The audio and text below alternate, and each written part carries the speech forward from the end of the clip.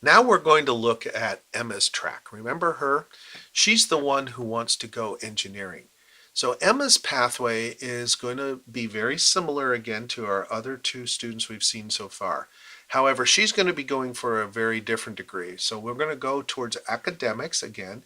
She is part of the university transfer world, even though her degree does not carry the DTA designate. So when you scroll up and you hit this page, you look for Associate Sciences Track 2 for our example with Emma because she is interested in engineering. Here again we have the curriculum sheet that shows clearly the distribution requirements. Notice down that third column how the numbers are laid out, but notice now how the numbers vary wildly from the previous two TTA sheets. The reason this is so is because she is going to be taking many classes that are specific to the science area. The reason this degree does not carry the DTA is because it does not meet all the general requirements for most four-year schools, but it's really a trade-off. We're focusing primarily on the prereqs for science track with the knowledge that that student will probably pick up a humanities or an additional social science class or two once they get to their four-year school and fulfill the requirements for their baccalaureate. Here we see again very specific classes listed. You already know how to use the degree and course information system to discover the prerequisites, and that's really the essence of what Emma needs to do here for her ed planning.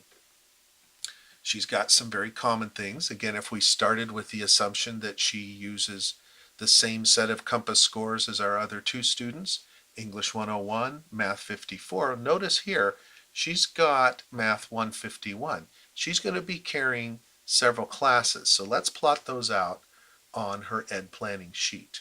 As Emma plots out her educational path, she knows she's going to have quite a few steps to climb to get to 151, but this is not uncommon.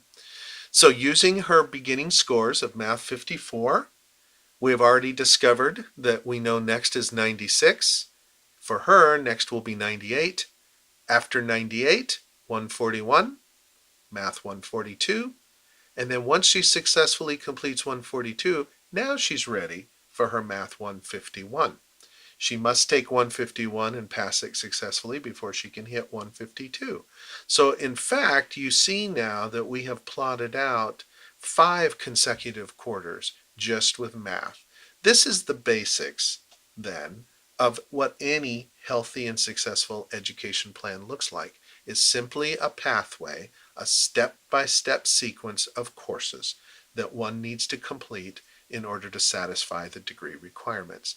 You already have seen now 3 specific demonstrations of how ed plans are put together.